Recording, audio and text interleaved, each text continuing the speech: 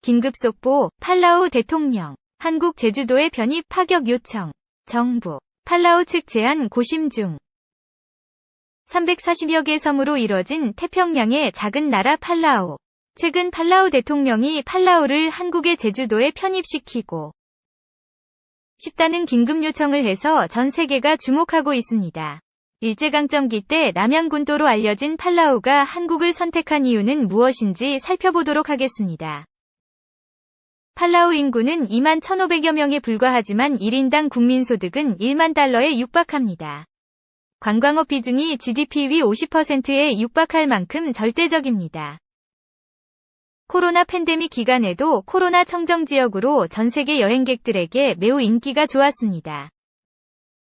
그런데 아무런 문제도 없이 모두가 평화롭게 지낼 것 같았던 태평양 섬나라 팔라우에서 큰 문제가 생겼습니다. 국가 존폐위기 수준의 문제인데 수란겔 휩스 주니어 팔라우 대통령이 영국 스코틀랜드 글래스고에서 열린 제26차 UN 기후변화 협약 당사국 총회에서 지구온난화로 인해 해수면이 높아지면서 팔라우 국가 전체가 해수면 밑으로 가라앉고 있다며 도움을 호소했습니다.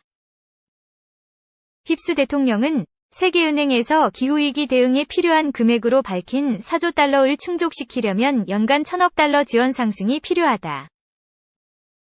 우리는 눈앞에서 자원이 사라지고 미래가 강탈당하는 것을 보고 있다. 라고 말했습니다. 이어서 그는 느리고 고통스러운 죽음에는 존엄성이 없다.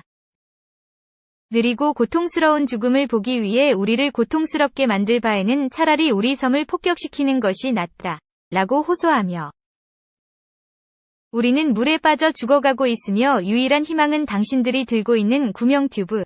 라며 지금 당장 행동해달라. 라고 촉구했습니다.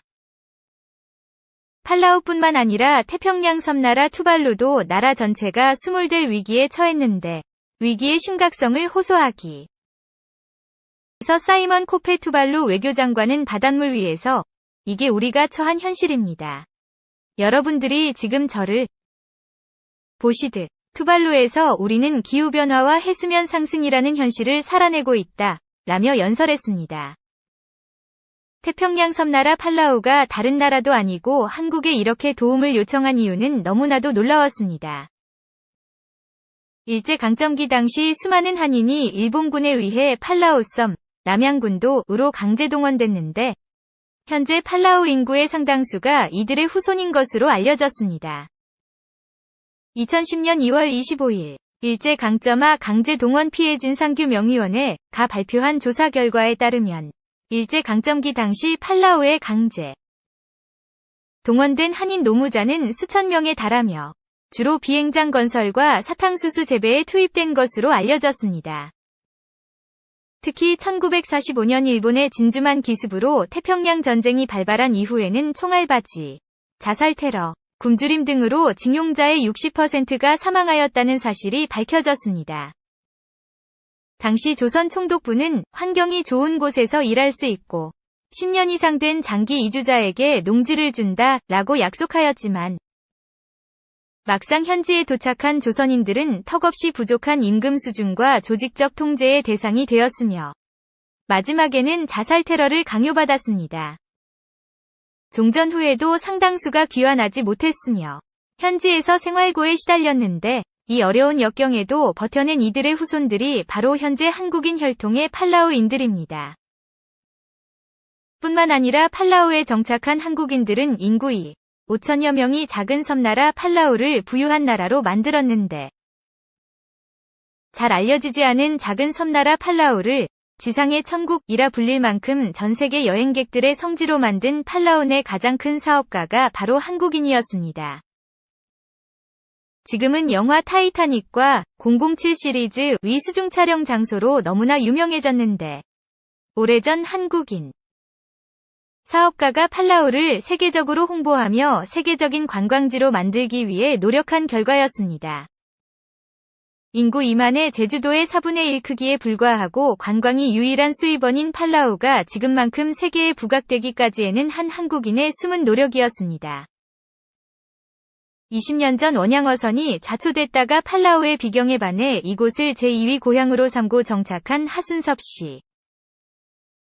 그는 정착 포기부터 성실함을 무기로 현지인과 친분을 쌓은 결과 지금은 현지 대통령과 국회의장 등을 친구로 관광과 레저 등 거의 모든 사업권을 독점한 팔라우 최대 사업가로 성장했습니다.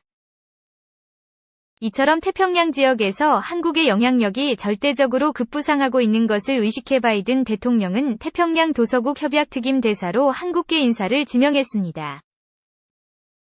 조 바이든 미국 대통령은 22일 현지 시간 조셉 윤 전 국무부 대북정책 특별대표를 마셜 제도와 미크로네시아, 팔라우 등 3개국과의 협상 개정을 위한 특임 대사에 지명했습니다.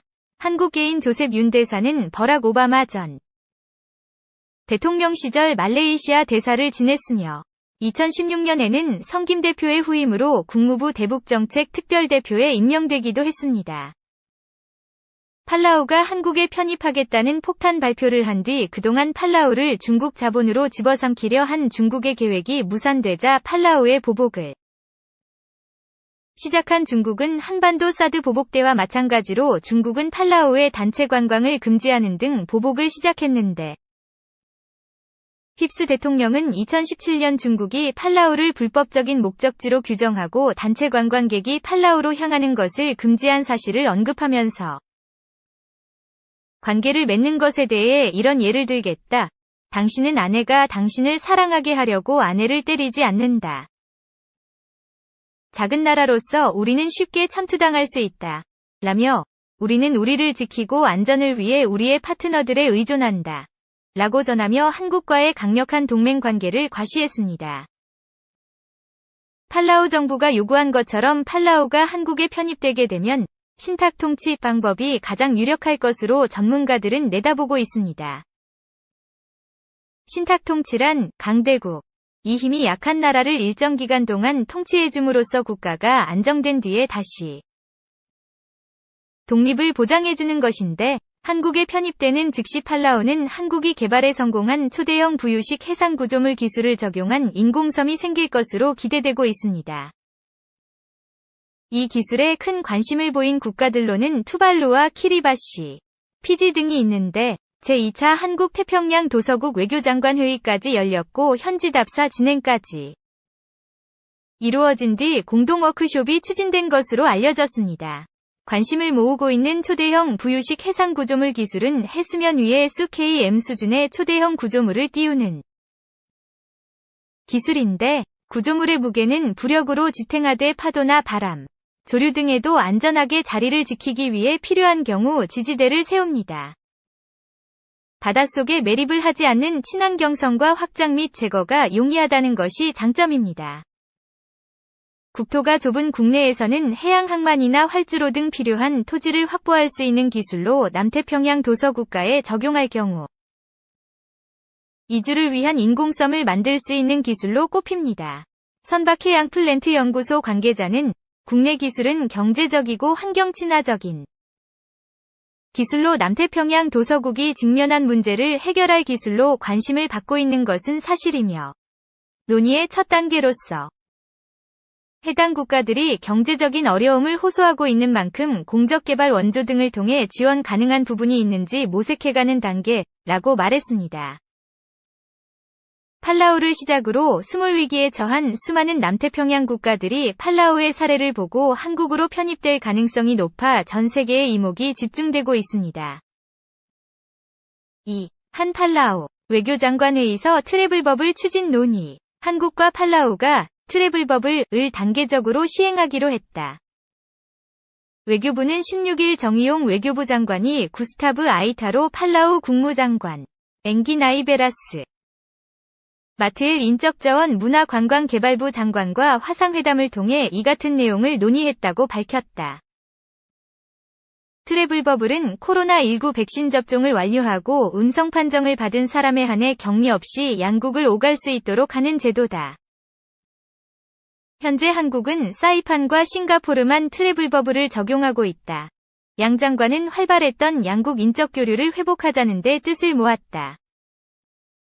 코로나19 이전에는 매년 1만 명 이상의 한국인이 팔라우를 방문한 것으로 집계됐다.